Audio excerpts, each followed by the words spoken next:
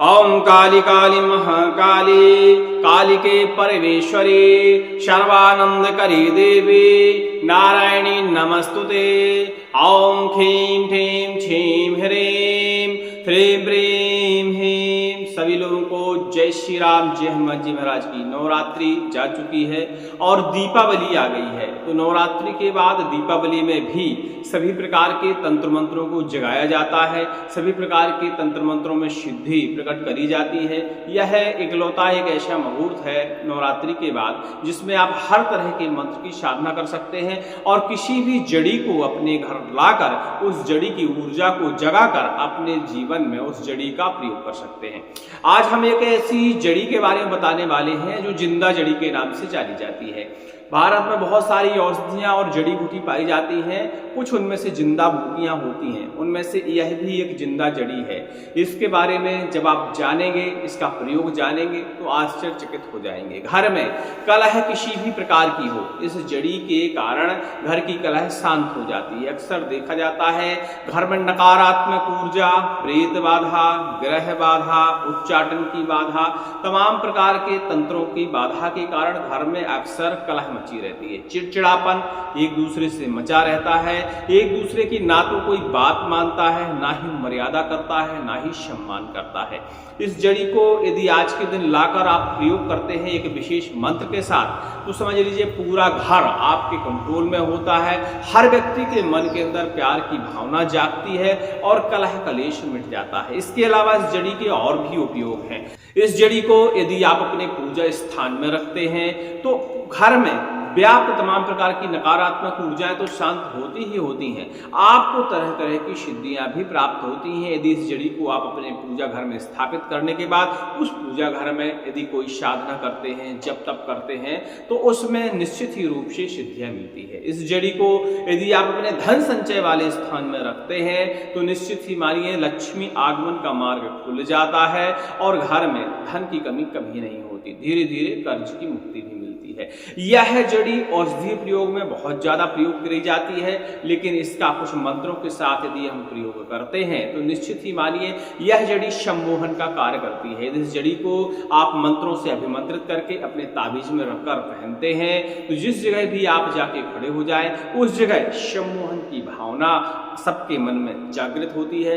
हर व्यक्ति आपका सम्मान करेगा, आपकी बात को मानेगा और कोई भी व्यक्ति आपकी बात को काट नहीं पाएगा। ऐसा इस जड़ी का प्रभाव माना जाता है। बहुत सारी ऐसी दुनिया में जड़ियां हैं जिनका बड़े बड़े लोग प्रयोग करते हैं और अपनी छवि जनता के सामने बरकरार रखते हैं। ऐसा आपने कई जगह अनुभव भी किया होगा कि उनकी कथा में या उनकी जानकारी में, उनके ज्ञान में कहीं ना कहीं कमी होती है, लेकिन भीड़ उनके पास बरकरार होती है। ऐसा जड़ियों का प्रभाव होता है और वो उन जड़ियों का प्रयोग भी करते हैं कि लोग वो गलत भी यदि बात कहें तो लोगों को वह बात एकदम अच्छी लगती है और उस बात को अपने जीवन में उतारने का प्रयास करते हैं। ऐसा हमने भी देखा है और आपने भी कई जगह अनुभव किया होगा। तो ये सब जड़ियों के प्रभाव देखे जाते हैं। हम जड़ी जिस जड़ी के बारे में बात कर रहे हैं वह दीपावली के दिन लाई जा सकती है। यदि दीपावली का दिन किसी कारण आपका चूक जाता है, क्योंकि हो सकता है यह वीडियो हमारा लेट रिलीज हो, तो हो सकता है आप इस जड़ी का प्रयोग ना कर पाए, तो देखिए दीपावली के बाद के 11 दिन होते हैं तंत्र मंत्रों की साधना करने के लिए, माँ भगवती काली की साधना करने के लिए भी ये दिन विशेष माने जाते हैं। इसके अलावा डठौनी एकादशी होती है, उस दिन भी इस जड़ी को लाकर आप सिद्ध कर सकते हैं, जगा सकते हैं, प्रयोग कर सकते हैं। तो कोई दिक्कत नहीं, आज का दिन यदि आपका निकल जाएगा तो डठौनी एकादशी के दिन भी इस जड़ी का आप प्रयोग कर सकते हैं। कौन सी जड़ी है? लाजवंती। लाजवंती के बारे में लगभग सभी लोग जानते होंगे, जिसको छूने से और यह मुरझा जाती है, इसे जिंदा जड़ी कहते हैं। इसके अंदर अपने स्वयं के सेंस होते हैं, इसमें नर्वस सिस्टम होता है अपना स्वयं का, जिसके कारण इसके साथ ऐसा होता है। चलिए इस जड़ी को कैसे लाना चाहिए। पहले तो आप यदि वीडियो हमारा जल्दी में देख रहे हैं तो कोई बात नहीं, अच्छी बात है। जल्दी में देख रहे हैं, लेट देख रहे हैं तो भैया डठौनी एकादशी के दिन भी यह कार्य आप कर लीजिएगा। जड़ी को सर्वप्रथम लाने के लिए जड़ी से आज्ञा लेनी पड़ती है, और कोई भी जड़ी यदि हम लाएं तो वह धन्वंतरी की बूटी मानी जाती है। हर प्रकार की जड़ी जब अपना कार्य करती है तो धन्वंतरी महाराज के आदेश से ही कार्य करती है, ये हमें ध्यान देना चाहिए। तो हमें सर्वप्रथम धन्वंतरी महाराज को ही याद करना है, उनको स्मरण करना है और उन्हीं से आज्ञा मांगनी है। तो क्या है आज्ञा मांगने का तरीका, क्या है उनसे प्रार्थना करने का तरीका जानते हैं। तो सर्वप्रथम हमें जड़ी को देख लेना है कि कहाँ पे लगी है, उस जड़ी के पास हमें जाना है। यदि आप अभी वीडियो देख रहे हैं तो अभी यह कार्य कर सकते हैं, रात्रि में देखेंगे तो इसका कोई मतलब नहीं निकलेगा। आप जाके डिठौनी एकादशी में इस जड़ी का प्रयोग कर सकते हैं। तो जड़ी को सर्वप्रथम उसकी जड़ में जाके एक लोटा जल अर्पण करिए, उसके पास धूप जलाइए, थोड़ी सी अग्नि जलाकर वहां होम भी आप धन्वंतरी महाराज के नाम से अग्नि में दे सकते हैं। 5 आहुतियां धन्वंतरी महाराज के नाम से उसमें डाल दीजिए। फिर धन्वंतरी महाराज से हाथ जोड़कर प्रार्थना करिए कि महाराज इस बूटी को हम ले जाने के लिए आए हैं और इस बूटी में इतनी शक्ति भर दे कि जिस कार्य हेतु हम इस जड़ी को ले जा रहे हैं वह कार्य हमारा संपन्न हो जाए। ऐसी प्रार्थना करते हुए जड़ी की तने में आपको एक कलावा बांध देना है, हल्दी चावल से उसका तिलक करना है और इसके बाद चाहे तो आप अपने घर आ सकते हैं। सूर्यास्त होने के बाद इस जड़ी को आपको वापस लेने के लिए जाना है, चाहे आप डिठौनी एकादशी के दिन कर रहे हो चाहे दीपावली के दिन कर रहे हो, दोनों दिन की एक ही जैसी विधि है। ठीक है, तो आपको जड़ी को लेने जाना है, थाली में बढ़िया से धूप दीप नैवेद्य बढ़िया से सजा लीजिए, फूल सजा लीजिए, जड़ी के पास पहुंचिए, जड़ी का विधिवत पूजन करिए शॉर्टकट में जो भी आपको आता हो, और जड़ी के बढ़िया फूल अर्पण करिए, तिलक चावल उसका करिए, धूप दीप नैवेद्य उसको दिखाइए, धन्वंतरी महाराज से फिर से प्रार्थना करिए और जड़ी को उखाड़ कर आप अपने घर ले आइए। जड़ी को ध्यान दीजिएगा, किसी लकड़ी के औजार से उखाड़िएगा, आप लोहे के औजारों का प्रयोग नहीं करेंगे, खासकर लोहे का प्रयोग नहीं करना होता, बाकी आप किसी और धातु का प्रयोग करना चाहें तो कर सकते हैं। ठीक है, जड़ी को अपने घर लाकर उसका बढ़िया से साफ जल से धुलन करिएगा, साफ जल से उसे साफ करिएगा। अपने पूजा स्थान में एक थाली रखिएगा, उस थाली के ऊपर लाल रंग का वस्त्र बिछाइएगा और उस पर जड़ी को रख दीजिएगा। जड़ी को रखने के बाद आपकी जो दैनिक पूजाएं होती हैं वो पूजा अपनी करिएगा। दीपावली के दिन कर रहे हो तो माँ लक्ष्मी नारायण की पूजा ध्यान से करिएगा, माँ सरस्वती की पूजा करिएगा, क्योंकि दीपावली का दिन सरस्वती का दिन भी माना जाता है, माँ शारदा का दिन भी माना जाता है। इस दिन बढ़िया से पूजा करने के बाद फिर इसके बाद आपको जड़ी का पूजन करना है। जड़ी को बढ़िया कुशा के सहारे, पुष्प के सहारे स्नान कराइएगा, धूप दीप नैवेद्य दिखाइएगा, चाहे तो पंचोपचार से जड़ी का आप पूजन कर सकते हैं।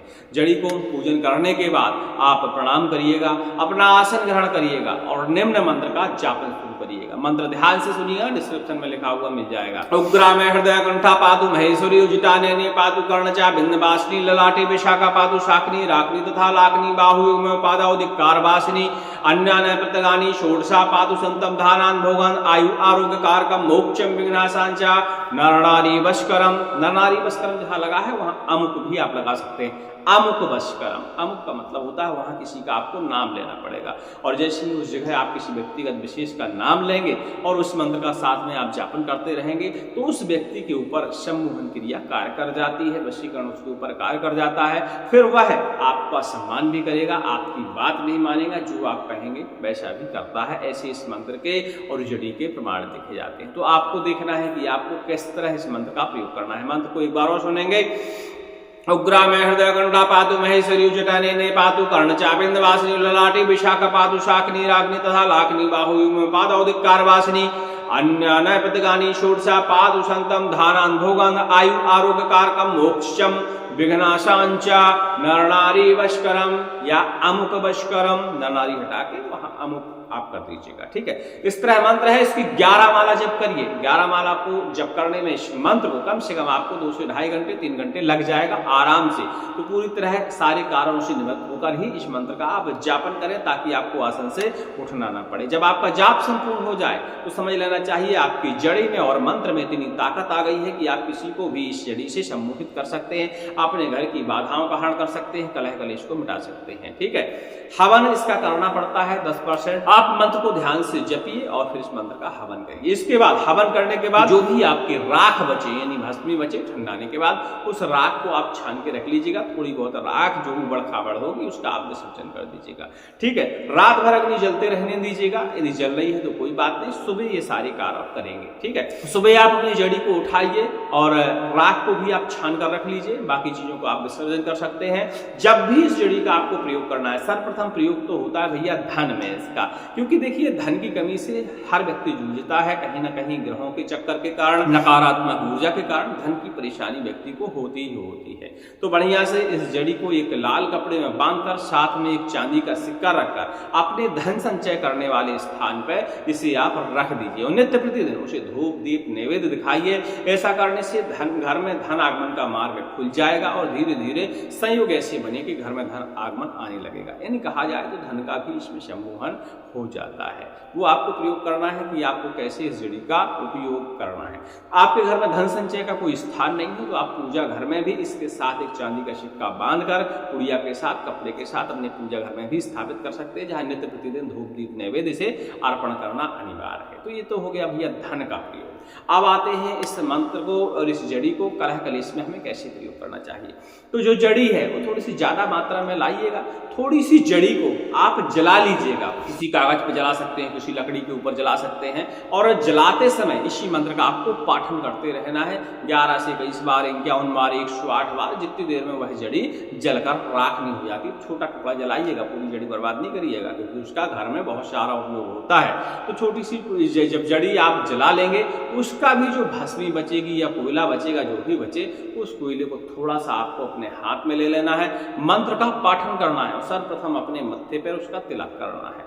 ऐसा करने से आपके अंदर सम्मोहन की शक्ति भर जाएगी। ठीक है, उसी भस्मी को आप ताबीज के अंदर भरकर उस जड़ी को अपने गले में धारण कर सकते हैं और जब धारण करें तो उस समय भी मंत्र का आप पाठन करें। नरनाली नमस्कारम ऐसा आप लगा सकते हैं। ऐसे इस शब्द का यदि आप प्रयोग करते हैं मंत्र के साथ तो घर में तरह तरह की कलाएं होती है, छोटी छोटी बातों पर लड़ाई झगड़े होते हैं, वो तुरंत ही शांत हो जाएंगे। हर व्यक्ति के अंदर सम्मोहन भर जाएगा, उसके अंदर प्यार की भावना जाग जाएगी और वो आपकी बात मानने लगेगा, आपको सम्मान मिलने लगेगा, आपके हर प्रकार के कार्य पूरे होने लगेंगे। यदि आपने मंत्र के बीच में अमुक की जगह किसी का नाम स्मरण किया है तो आपको अलग से प्रयोग करना पड़ेगा। उसी भस्मी को, जो जड़ी की भस्मी है, उसको आपको एक चुटकी लेना है, किसी ना किसी तरह या तो आपने व्यक्तिगत विशेष व्यक्ति को उस जड़ी को खिलाना है या उसके शरीर में स्पर्श कराना है। आप जैसा चाहे वैसा प्रयोग कर सकते हैं। यदि शरीर में स्पर्श करा देते हैं या किसी तरह खिला देते हैं तो खिलाने में इसका 80% प्रभाव देखने को मिलता है, स्पर्श कराने में 20 से 50% तक प्रभाव देखने को मिलता है।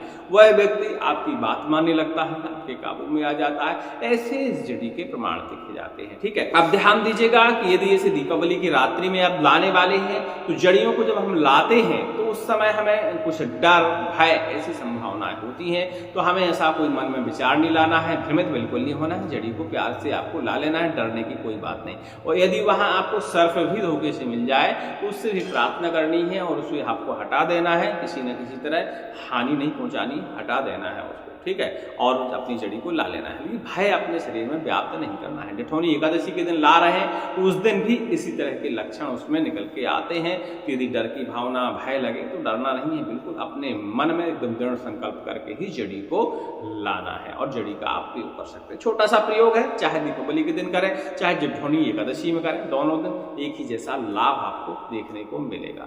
आप चाहे तो इस जड़ी का प्रयोग किसी ग्रहण काल में, सर्वार्थ सिद्धि योग में और रविवार के दिन यदि कुछ योग पड़ जाता है उस दिन भी स्वयं विधि के साथ आप ला सकते हैं, तब भी जड़ी आपकी बराबर कार्य करेगी। नवरात्रि में सप्तमी के दिन यदि लाते हैं तो बहुत अच्छी बात है। सप्तमी के दिन यदि इस जड़ी को लाते हैं स्वयं विधि के साथ तो स्वयं ही इसका कार्य होता है और आपके घर में सम्मोहन की भावना इसमें जाग जाती है। और देखिए 80% लोग कलह कलेश से परेशान है, मनमुटाव से परेशान है, इस जड़ी का प्रयोग करते हैं तो प्रभाव जरूर देखने को मिलता है। चलिए, उम्मीद करते हैं हमारी बात को आप समझ गए होंगे। जड़ी का चित्र आपको स्क्रीन पर दिख ही गया होगा तो आप पहचान लीजिएगा। बाकी सब जगह पूरे भारतवर्ष में यह जड़ी उपलब्ध होगी।